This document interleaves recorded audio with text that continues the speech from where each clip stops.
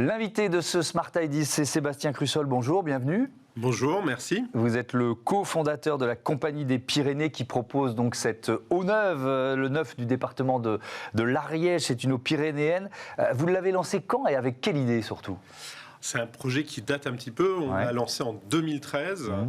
Après, il a fallu se frotter un petit peu aux difficultés administratives et on a lancé les travaux de construction de notre usine en 2019. Ouais.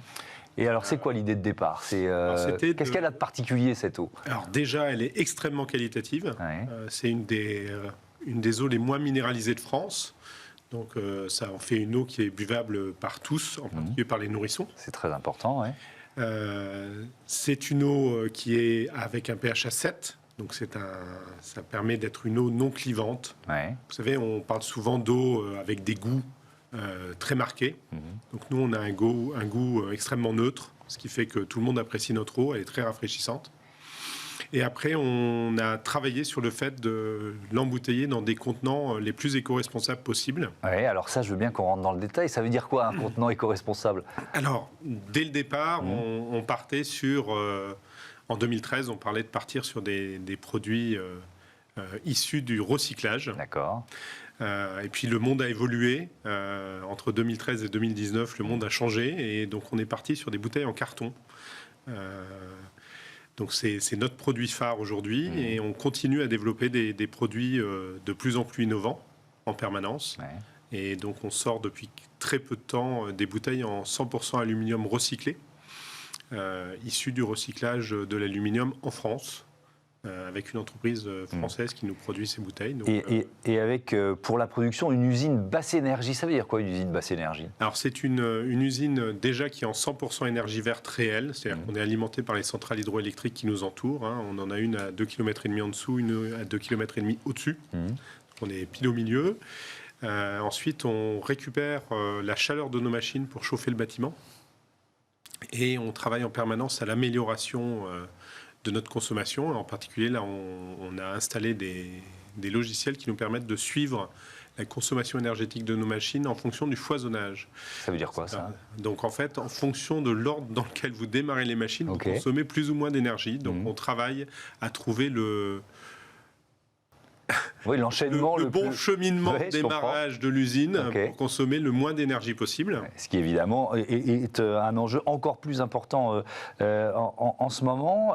Il y a aussi cette logique de prélèvement de ressources raisonnées. Ça veut dire quoi concrètement ? Alors, vous savez que les ressources en eau sont de plus en plus rares dans le monde. Nous, on touche une ressource qui est extrêmement abondante. Et on souhaite qu'elle reste aussi abondante à l'avenir. Donc, il y a eu des études hydrogéologiques depuis 2005 qui ont été réalisées par les communes, puis par nous. Ces études montrent une constance dans la quantité d'eau. Et nous avons étudié avec des hydrogéologues quel était le prélèvement autorisé qui n'impacterait pas la ressource à l'avenir, en dépit de la chaleur, en dépit du froid ou en dépit du changement climatique général. Et donc aujourd'hui, on a construit l'usine pour être toujours en dessous de la moitié de ce niveau.